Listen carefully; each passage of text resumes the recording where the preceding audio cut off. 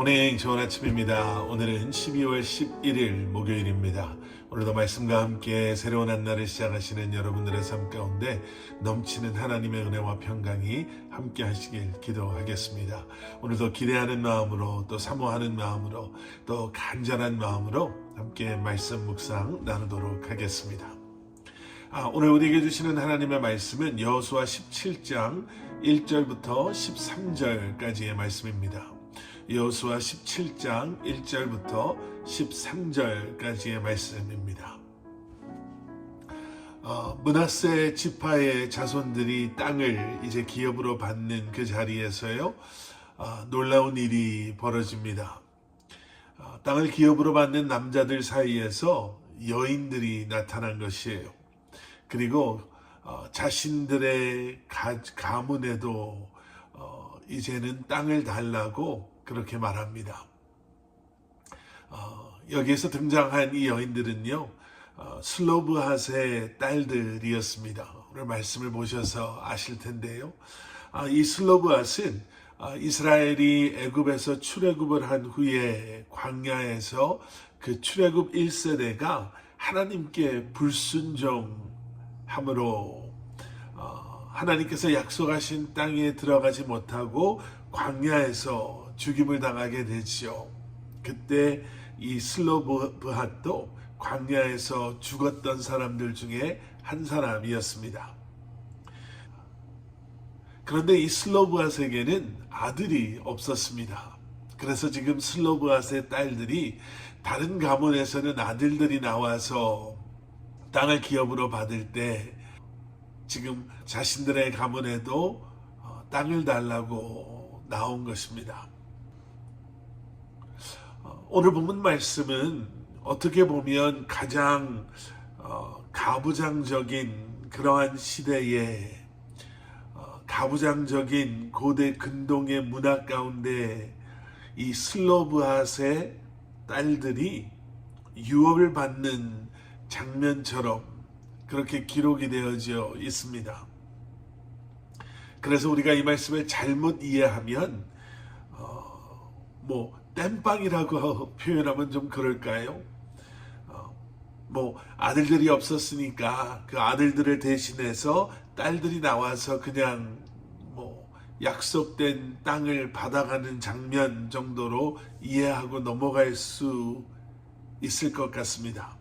아들이 없으니까 딸들이라도 대신 받아야지, 남자의 부재를, 아들들의 부재를 딸들이 지금 상속을 받는다라고 이해하고 넘어갈 수 있을 것 같습니다. 그런데 여러분, 오늘 말씀이 소개가 되는 이 여호수아 17장의 말씀은, 그리고 특별히 슬로브핫의 딸들이 우리에게도 땅을 주십시오라고 요구하며 나오는 이 장면은 그저 우리도 먹고 살아야 되니까 우리 형편을 좀 봐주십시오 정도의 그러한 문제가 아니라 민수기 27장에 있는 말씀에 근거한 행동이다 라고 우리는 볼 수 있습니다. 민수기 27장 8절에 이런 말씀이 있습니다. 너는 이스라엘 자손에게 말하여 이르기를 사람이 죽고 아들이 없으면 그의 기업을 그의 딸에게 돌릴 것이요. 지금 일어나고 있는 이 일들은요, 그 하나님의 약속을 기억한 슬로브핫의 딸들과 또 그렇게까지 말씀하심으로 하나님께서 약속하신 그 기업을, 그 축복을 끝까지 잊지 않으시고 또 거두지 않으시고 하나님께서 그 약속을 이루시겠다라고 말씀하시는 하나님의 마음을 우리에게 보여주고 있는 것입니다. 그 약속의 말씀을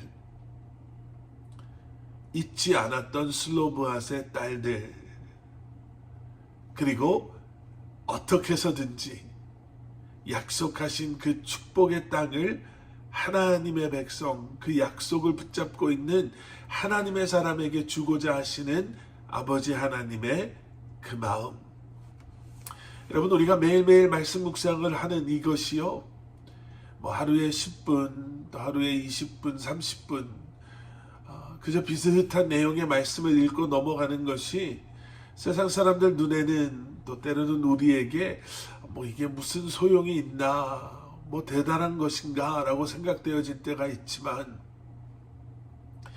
여러분, 우리는 이 안에서 하나님의 말씀을 기억하고 붙잡는 우리의 믿음이 우리를 향한 하나님 아버지의 계획하신 그 축복의 말씀을 만날 때, 그 축복의 말씀을 만날 때 얼마나 놀라운 일이 일어나는지를 다시 한번 보게 되는 것입니다.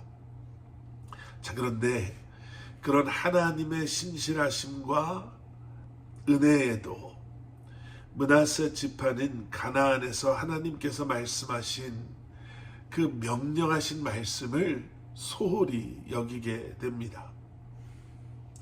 하나님께서는 분명히 가나안에 있는 원주민들을 멸절하고 또 쫓아내라 라고 말씀하셨는데 그렇게 하지 못해요.